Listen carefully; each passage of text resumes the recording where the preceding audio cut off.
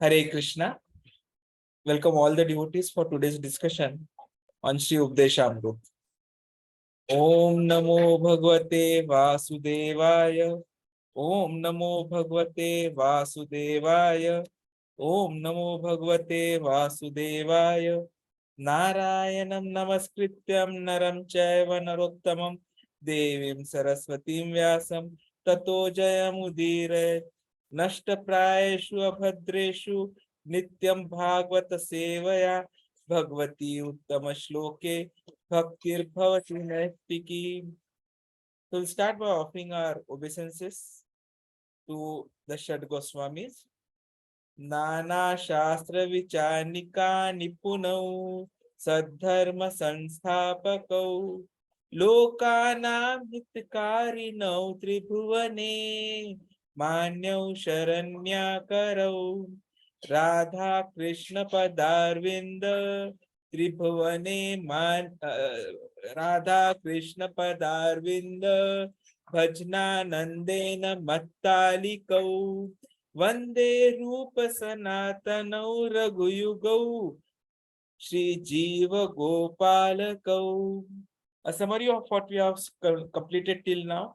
So we have seen that Updeshamrut is going to take us through the 9 progressive stages of bhakti, right from Shraddha to Prema.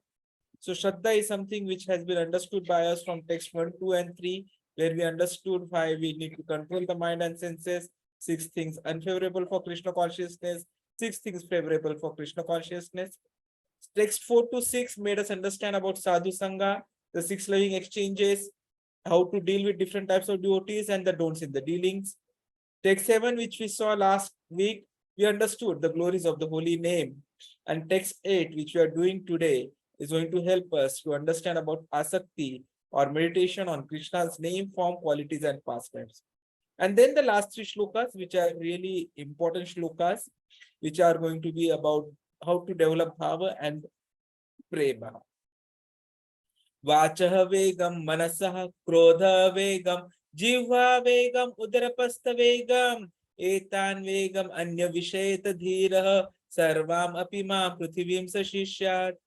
A sober person who can tolerate the urge to speak, the mind's demands, the actions of anger, and the urges of the tongue, belly, and genitals is qualified to make disciples all over the world. Atyahara prayasascha prajalpanyamagraha janasangascha laulyamcha shadvir bhakti vinashyati. One's devotional service is spoiled when he becomes too entangled in the following 6 activities. 1. Eating more than necessary or collecting more funds than required. 2. Over-endeavoring for mundane things that are very difficult to obtain. 3. Talking unnecessarily about mundane subject matters.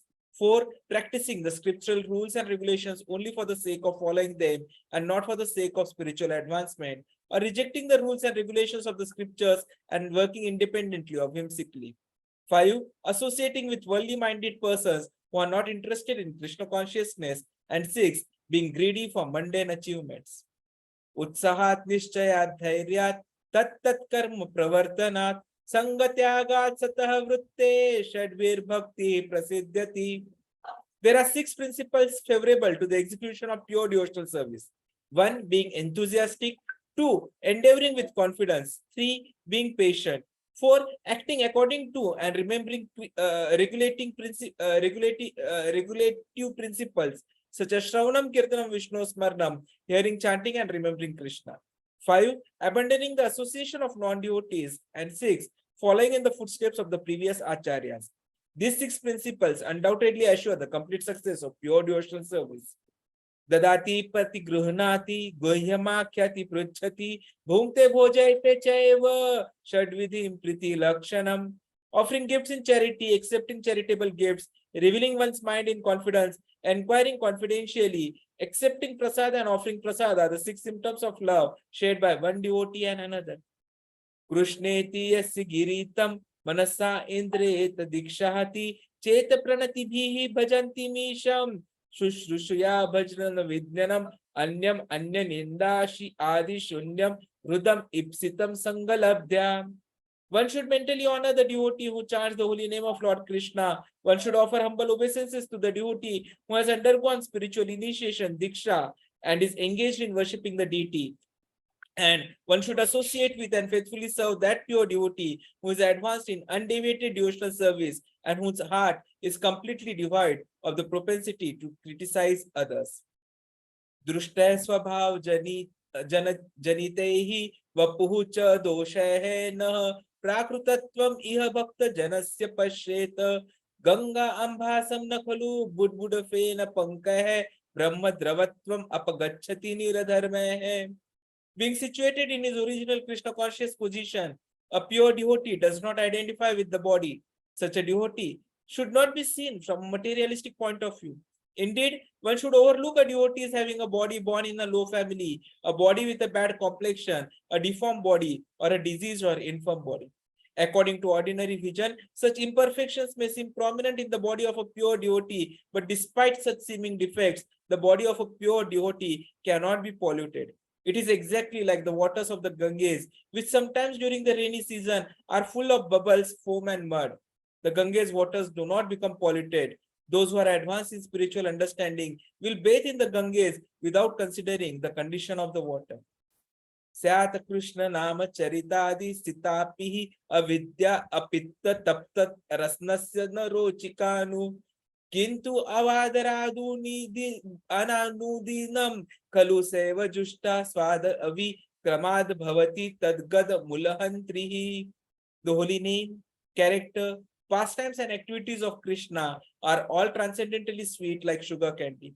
Although the tongue of one afflicted by the jaundice of avidya, ignorance, cannot taste anything sweet, it is wonderful that simply by carefully chanting these sweet names every day, a natural relish awakens within his tongue, and his disease is gradually destroyed at the root. Om Ajnantimirandhasya Jnananjanashalakaya Chakshurunmilitam Yena Tasmai Shri Gurave Namaha. Shri Chaitanya Manobhishtam Sthapitam Yena Bhutale Swayam Rupa Kadamayyam Dadati Swapadantikam Vandeham Shri Guroho Shri Yuta Padakamlam Shri Gurun Vaishnavamscha Shri Rupam Sagrajatam Sahagana Raghunathanvitam Tam Sajivam Sadvaitam Savadhutam Parijana Sahitam Krishna Chaitanya Devam Shri Radha Krishna Padan Sahagana Lalita Shri Vishakhanvitamshtam Namo Om Vishnu Padaya Krishna Pristhaya Bhutale Shri Bhakti Vedanta Swami Nipinamine Namaste Saraswati Deve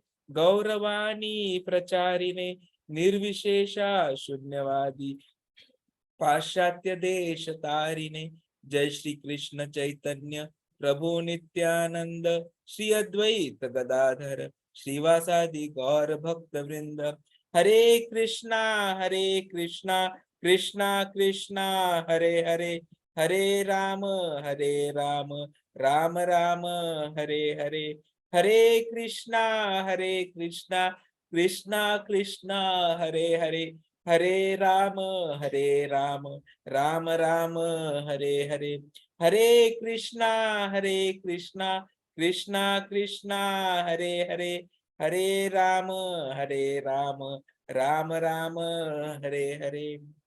Hare Krishna. Shri Radha Krishna, Shri Jagannath, Baldev, Subhadra, Mai, Sudarshan Bhagwan, Shri Radha Gopinath, Gopal ji, Prabhupada ji, and Guru. I offer my obeisances and pray to them that I get sufficient knowledge and strength to try to repeat whatever I have heard about this 8th shloka which we are starting today. Hare Krishna. I request all the devotees to bless me so that I am able to complete this journey which I have started of Updeshamrut. So let us see the 8th shloka which we are starting today.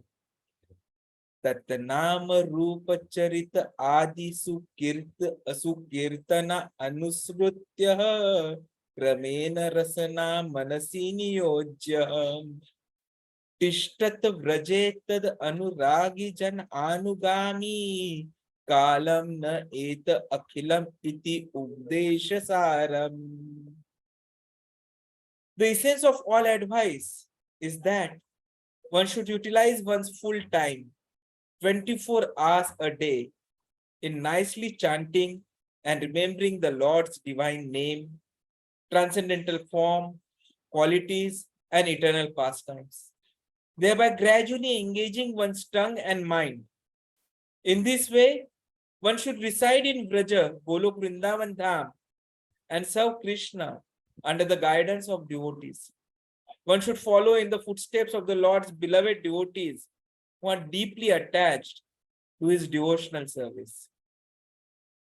Tatta nama rupa charit adi sukirtana anushrutya kramena rasanani manasi niyojya tishtan vrajet tat anuragi jana anugami kalam nayet akhilam ubdesha sharam. Such a wonderful shloka. In fact, it is a complete summarization of how we should be living our life in a day-to-day manner. The essence of all advice is that one should utilize our full time, 24 hours, in nicely chanting and remembering the Lord's divine name, transcendental form, qualities, and pastimes. And once we start doing it, then gradually engage one's tongue and mind. In this way, we can reside in Vraja and serve Krishna under the guidance of devotees. One should follow in the footsteps of Lord's beloved devotees who are deeply attached to his devotional service. Tatta Namaha. So the word Tatta here refers to Lord Krishna. Rupa, that is form. Charita Adi. So here Charit Adi refers to character, pastimes, and so on. And not only to the character and other things. And what has to be done with this is Sukirtanaha, in discussing or chanting nicely. And why it is to be done is Anusmrutyoho, remembering. And the result of all this is going to be Kramena, gradually. Rasana Manasi Niyojya. Rasana is tongue. One which tests is Rasana. And Manasi, mind, Niyojya, engaged. So the tongue and the mind gets engaged gradually. And because of that, we start residing Tishtan Vrajehe in Vraja. And how it is going to happen? By Anugami Janaha, by following the persons. The persons here refers to the devotees and the Guru. And why it is how it is to be done is Kalam Nayata Akhilam. Time. Kalam is time. Nayata is should utilize and Akhilam is full. Iti Upadesha Saramaha. Thus is the essence, Saram, of Upadesh, of advice or instructions. So the whole summary of this Updeshamrut, nectar of instruction, is coming in this shloka number 8, which tells us that we have to utilize our whole time in chanting, remembering Lord, his name, his form, his qualities, his pastimes, and engage our tongue and mind. And once we start engaging in this way, we'll gradually start residing in Goloka Vrindavan now and serve Krishna. So if you go through the purport of this particular shloka which Prabhupada ji has given, it is basically divided into two parts. why to train and how to train the mind. Why? Because definitely our mind is framed, it has got impressions which are there, it is dangerous, and it is still functional at death, and it creates the next fall. So we'll be going through all of this in detail, and how to train by reciting, by following the process, and by serving. And then the second part of the purport is of remembrance. So Prabhupada ji is talking about the different ways of remembrance and how are the different stages of smaranam. So we'll be discussing all these today. So let us start with the stage of transcendent, stage of training. So we see that this text 8 is talking about a stage which is beyond anartha nivritti, nishtha and ruchi. Because that is something which has already developed because of our activities, because of our faith, because of our nishtha, and because of our love towards Krishna or attraction towards Krishna. And this is something which is now making us move to a stage of asakti. Stage where mind is free from all disturbances. So here is where the training comes on how to serve, or as mentioned by Prabhupada ji in purport, training is based on the service to the devotees in Vrindavan. So this is the stage from where we move from Vaidhi Bhakti to the Raganuga. So if you all remember, we have already studied this differentiation in Bhakti Rasamrit Sindhu, wherein Sri Rupa Goswami ji has clearly explained. Initially, it has to be a regulative bhakti. We have to follow a process. That is Vaidhi Bhakti. And when we start following something, when we become expert in the process, when the process becomes a part of our life and our life becomes a part of the process, it is at that time that the spontaneity develops. And the spontaneous bhakti or the Raganuga bhakti comes into picture. And this shloka is talking about that stage, that transition phase, wherein we are moving from the Vaidhi to the Raganuga bhakti, where everything is going to be spontaneous. So for that spontaneity, there are three concepts which are coming into picture. One, very important, is training of the mind and the tongue. The second, the question, why should I train my mind? And third, how to train the mind.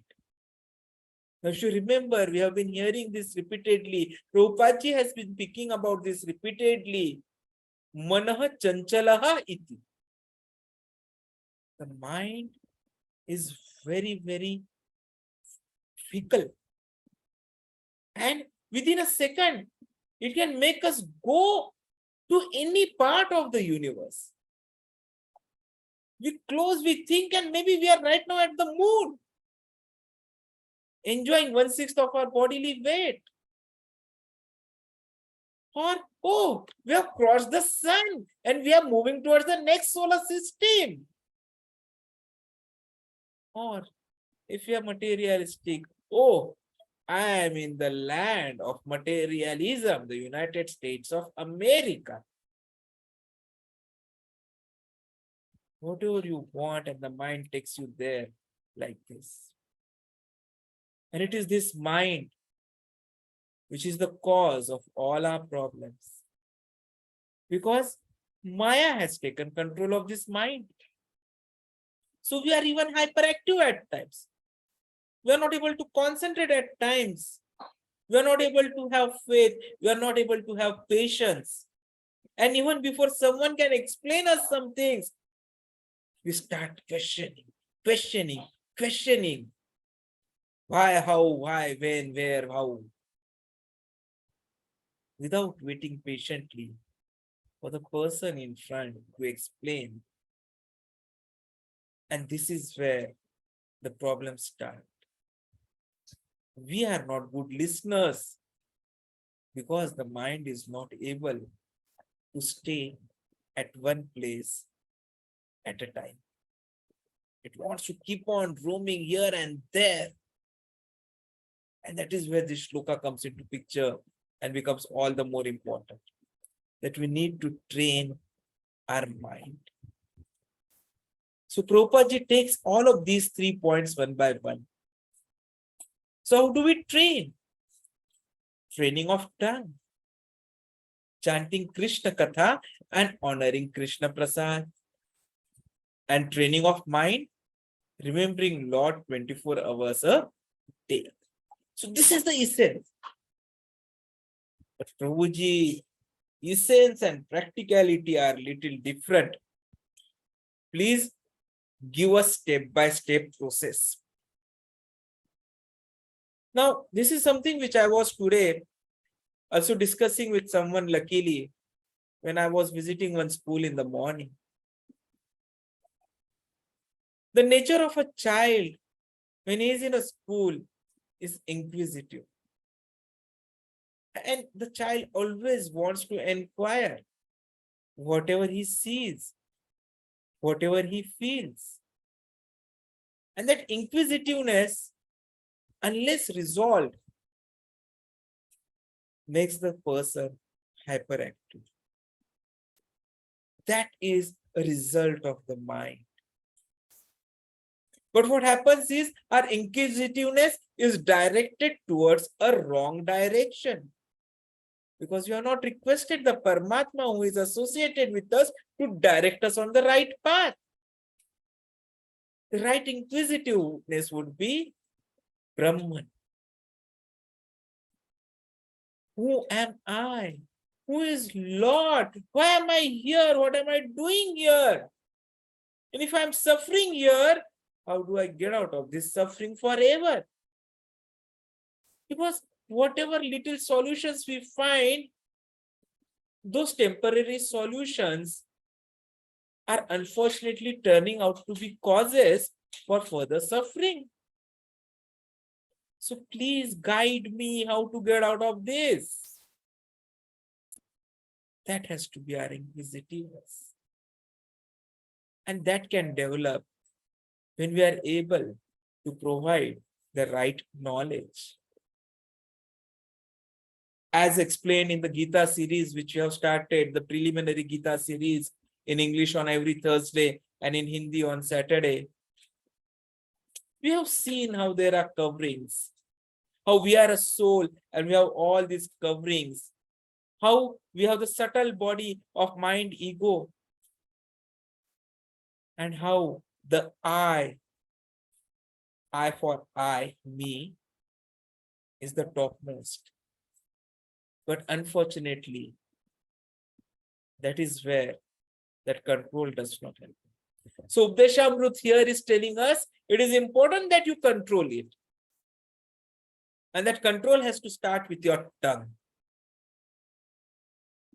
And the solution for that, as we have been seeing repeatedly in Bhakti Rasamrit Sindhu, as well as Updeshamrut, as well as Ishopanishad, which we did previously, is chanting Krishna Katha.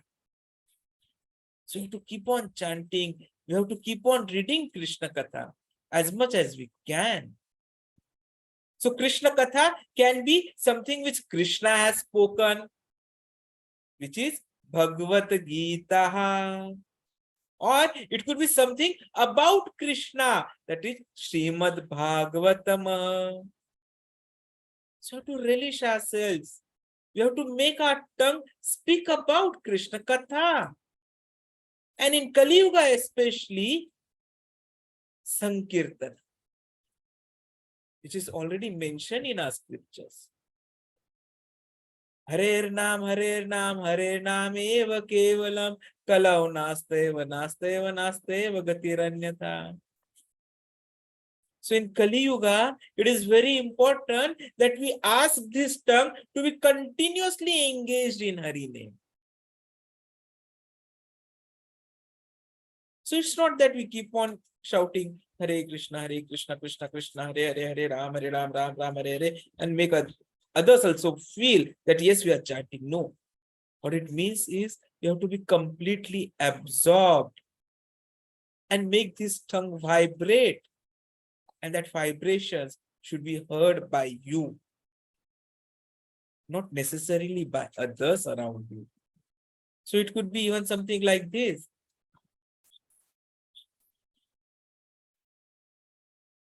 That's all.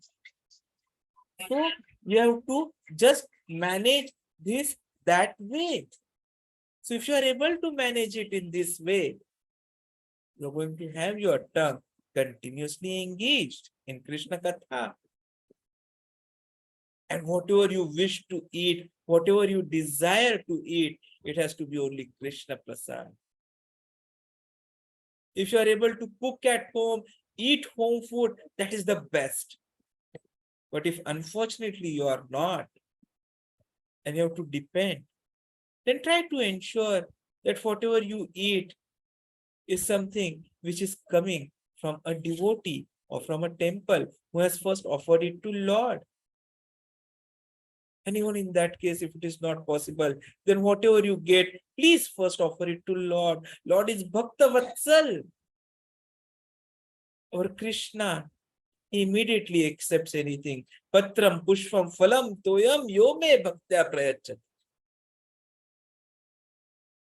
So before satisfying your tongue and your belly, first please offer it to Krishna. Let him eat it. For 10 minutes at least, if not 18 minutes.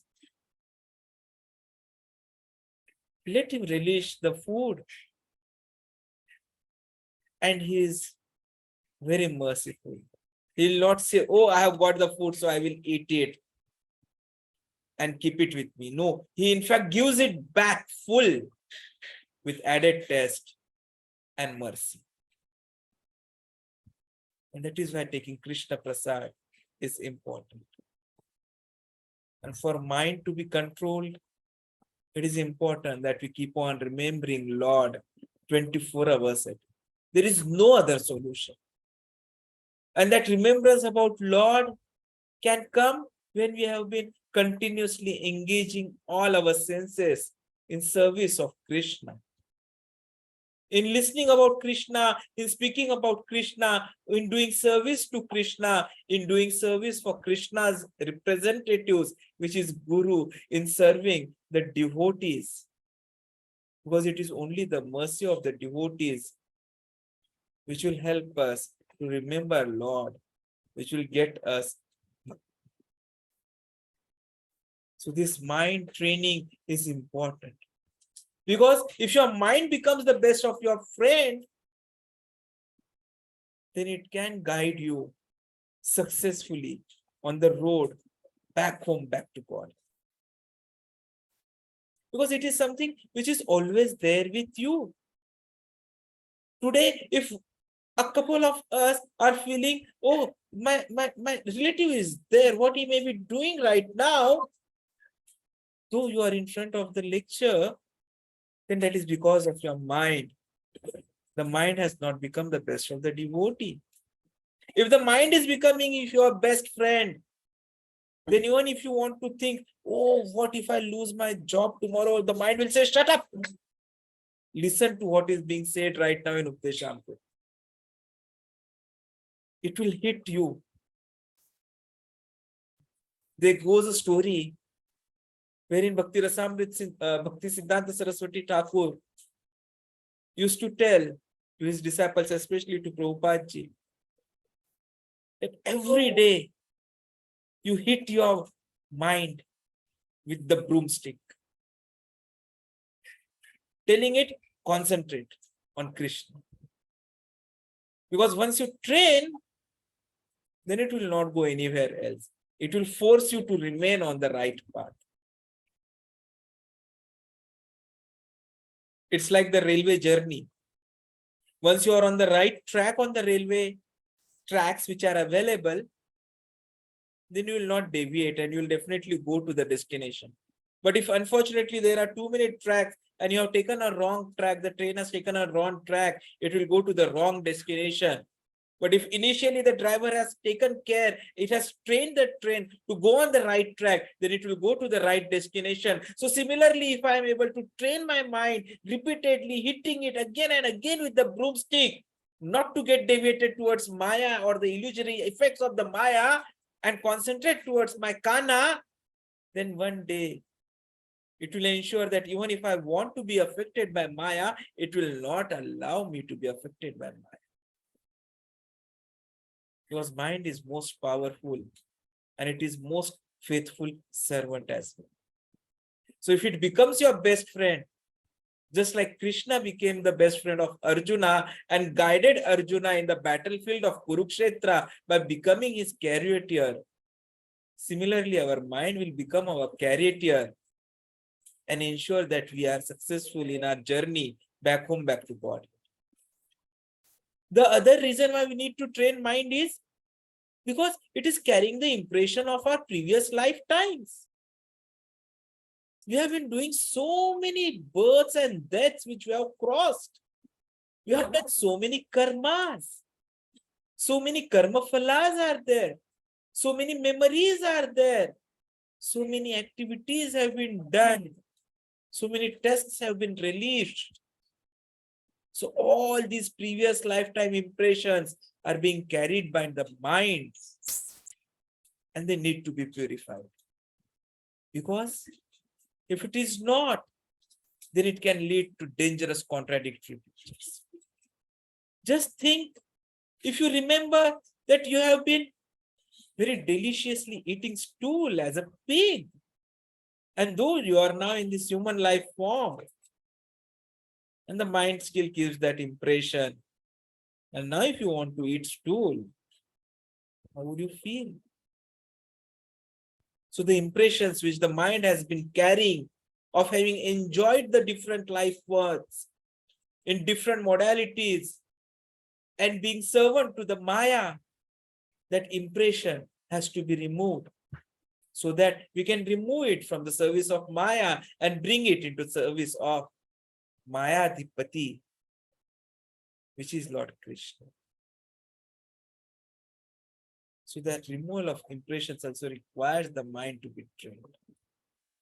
And the most important path for the mind to be trained is so that we are successful in remembering Krishna at the time of death.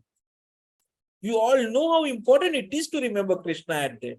Because Krishna himself has said, Anta kalecha maheśvaram muktva kalevaram. So if you are successful in remembering Krishna at the time of death, then we will not have to go through this repeated cycle of life, birth, old age, disease, and death. We'll get out of this material world and go back to the spiritual world forever. And that is also the reason why mind needs to be trained. So how do we train the mind? That is a question. So we'll just see the summary how the mind is to be trained. So the basis of training has to be cultivating the remembrance. And remembrance is something which is going to be facilitated by three things: residence, service, and appropriate process. So mind training involves cultivation of remembrance, and remembrance involves having appropriate residence, having appropriate service, and following appropriate process. So what is that service? What is that residence? What is that process? To listen to those answers, you'll have to come back same place, same time tomorrow, where we'll continue the discussions further. Hare Krishna.